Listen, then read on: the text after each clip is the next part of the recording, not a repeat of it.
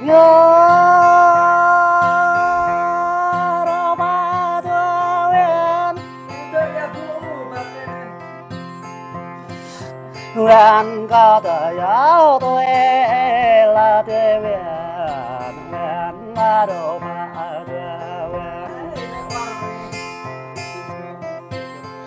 huyền có đồ cả bọn thao rõ ta này là tôi huyền ta là có bố thao thâu ta này ôi nhớ bọn đồ nắng bơi ta này để là đồ ba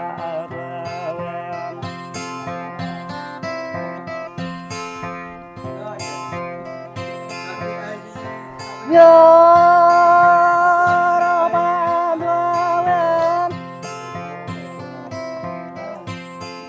ô bố e nằm bèo là tươi biển nuôi ta lấy nằm rất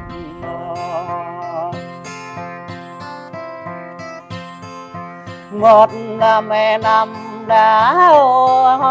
là tươi biển ta là tươi biển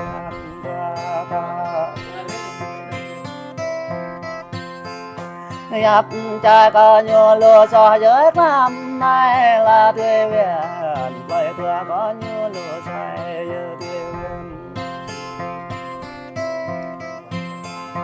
quay ra quay con bò giờ nó mình kê vô ta tươi biển thì pháp lễ bệ cao thôn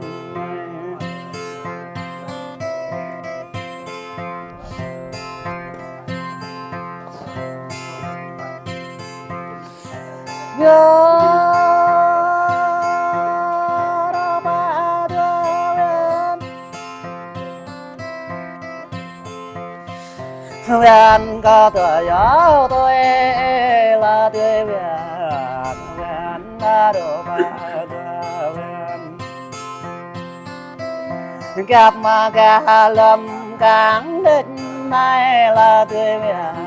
gặp cảng lâm mò đất gặp con người cao phố nước này là tươi biển có mừng nhà mai tươi biển cao vật tây căn cao ấy mơ ta tên ta này cao vật lang căn đen mơ lăng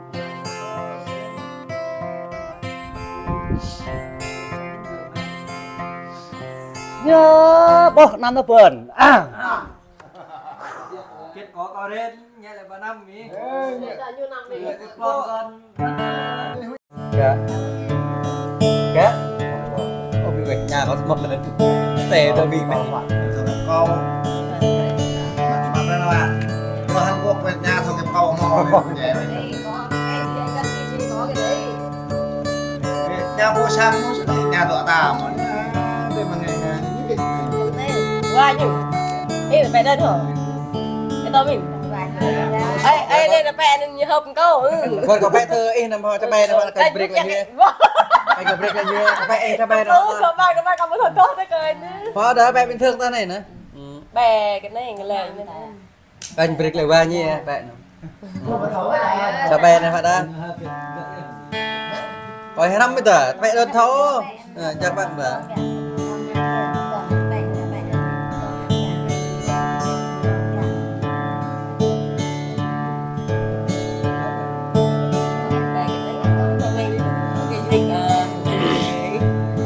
đây nhé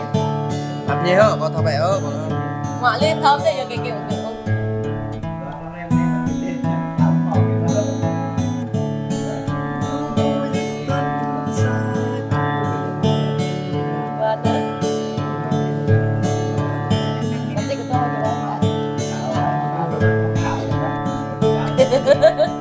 bắt đây à bắt đầu à bắt đầu bắt đầu leo kasih minin kita mimbar sama ini dong enak yang mau nggak khawatir sahabat deh kita yang nonton yang ta bay về mừng về chùa mừng về ra về chùa bên tiền hàng về sang tê để bộ thầu công dụng mua vào con lên nhậu pha bây giờ lười hả này á Được mấy phút rồi nè. cho tuần xa cho tuần hơi cho trong tuần xa cho y khúc tơ sang tê đây ni nơ trong tuần y phang tơ lưng trên tê trong tuần y phình bọc mang tê đây ni nơ trong tuần niềm có mừng ngã nơ trong tuần cho tuần xa cho tuần hay cho trong tuần xa cho câu này lại bỏ lẽ hàng tay ở trong tuần câu rồi này lại bỏ nhớ hàng con Được chưa như này. câu nào trái ra này là trong tuần câu hà nào đam nhớ đây này cho tuần xa cho tuần hay cho tuần xa cho ô gần hàng tê đây này nữa trong tuần kinh mưa hàng giờ tươi này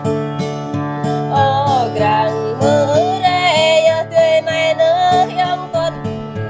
để mưa giờ tươi này cho tuần xa cho tuần hay cho trong tuần xa cho có huệ lệ cái chút đi tôi ra để trong tuần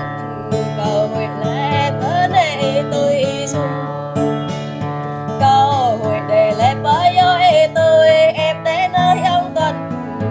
chỗ nơi trong tuần xa chỗ Chưa, việc mà kinh này mà cho anh việc mà kinh đi. cho tuần xa cho tuần hay chỗ nơi trong tuần xa chỗ giờ ghét ý u rang gắt nơ tuần hay giờ ghét ý oắt rang rau cho tuần xa cho tuần hay cho trong tuần xa cho tê huệ chữ tê năm ra con cho trong tuần xa cho tuần xa cho tuần hay cho tuần xa cho có huệ bùi bắn chữ ta bộ năm phân ở tuần ni có huệ bùi bắn phân ta bộ năm ra có huệ mà há man thì bộ năm gan ở tuần ni có huệ lan lại bộ năm có câu huệ so đi kinh vâng ở tuần ni chỗ nơi trong tuần xa cho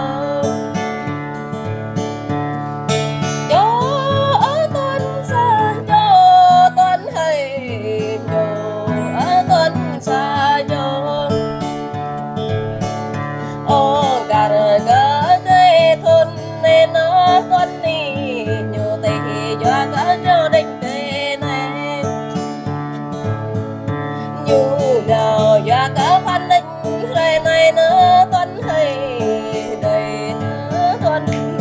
này Mau đi, nhằm được đâu cha. Rõ ràng. cho tuần xa cho tuần hay cho tuần xa cho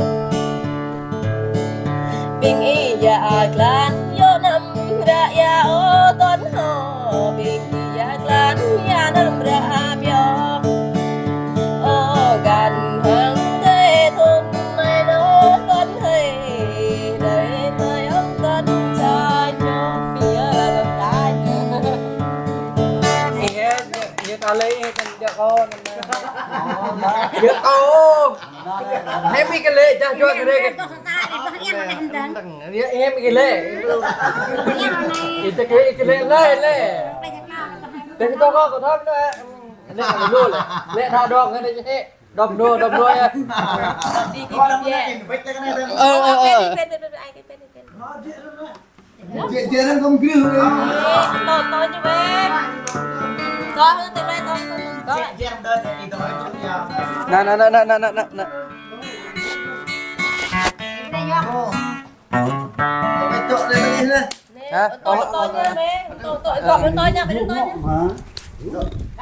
Tôi